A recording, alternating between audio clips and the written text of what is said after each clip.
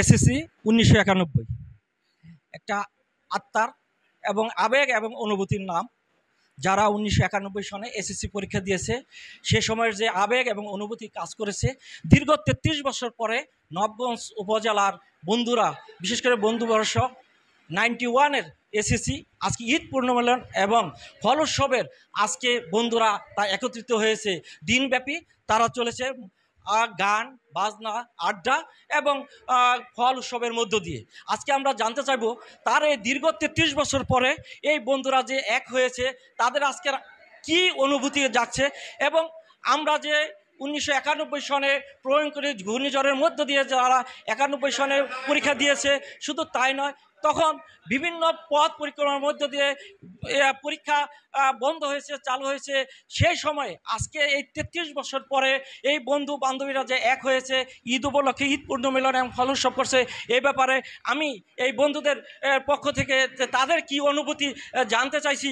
এ ব্যাপারে আমি হৃদয় মোহাম্মদ শাহিনের কাছে জানতে চাইবো যে আজকে এই ৩৩ বছর পরে এই বন্ধুরা যে এক হয়েছি, মিলিত হয়েছি, আজকে তোমাদের কি অনুভূতি, কি আবেগ তোমাদের কাজ করছে? ধন্যবাদ। আসলে আমরা খুবই আনন্দিত যে আমরা প্রতি বছর এই ধরনের একটা আয়োজন করে থাকি। মূলত এটা খুব সংক্ষিপ্ত একটি অনুষ্ঠান আমাদের, ফল উৎসব এবং ঈদ পুনর্মিলনী।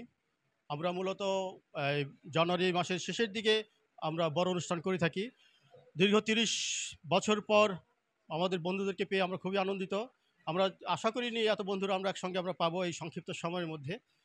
আমরা খুব সংক্ষিপ্ত সময় নিয়ে আমরা অনুষ্ঠানের আয়োজন করেছি। মাশাআল্লাহ, খুব অনেক বন্ধুরা আমাদের ডাকে সাড়া দিয়েছে, আমাদের উৎসবমুখর পরিবেশ সৃষ্টি করেছে। সমস্ত বন্ধুদেরকে ধন্যবাদ। Thank you. ধন্যবাদ।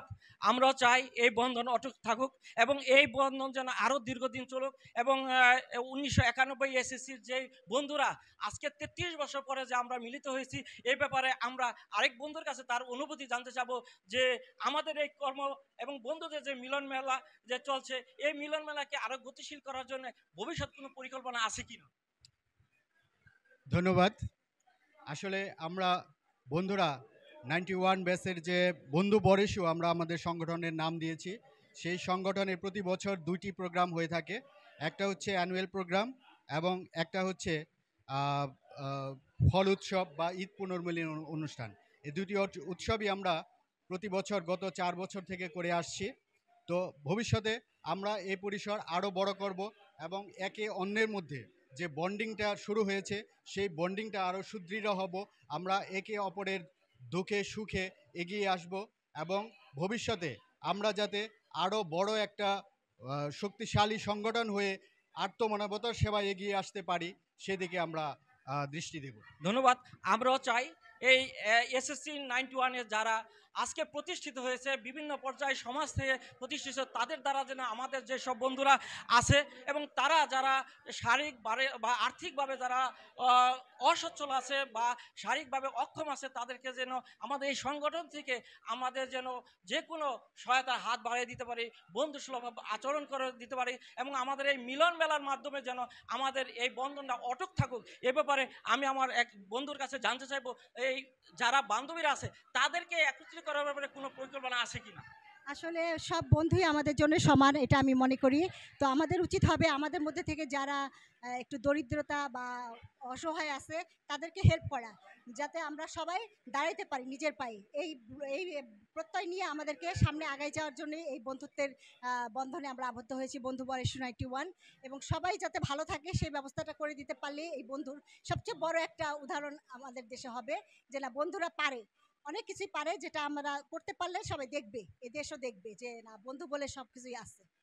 হ্যাঁ, এসএসসি 91 যে বন্ধু বেরোসার উদ্যোগে আজকের যে ঈদ পূর্ণমিলন চলছে এবং দিনব্যাপী যে আনন্দ উৎসব যে চলছে, এবং শুধু তাই নয়, এই ব্যাপারে যে বন্ধুরা যে ভবিষ্যৎ যে পরিকল্পনা রয়েছে, এই পরিকল্পনার মাধ্যমে যেসব বন্ধুরা এখনও শারীরিক মানসিক আর্থিকভাবে অসচ্ছল রয়েছে, আমরা চাই এই সংগঠনের মাধ্যমে তাদেরকেও যেন আমরা একত্রিত করতে পারি। এ ছিল নবগঞ্জ থেকে সর্বশেষ কলাকবাগ কুকিল পিয়ার উচ্চ বিদ্যালয়ের হলরুম থেকে সর্বশেষ তথ্য।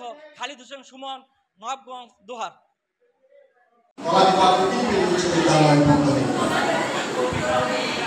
তোমরা জানো অনামিকা চুপ কথা বলো না তুমি আমি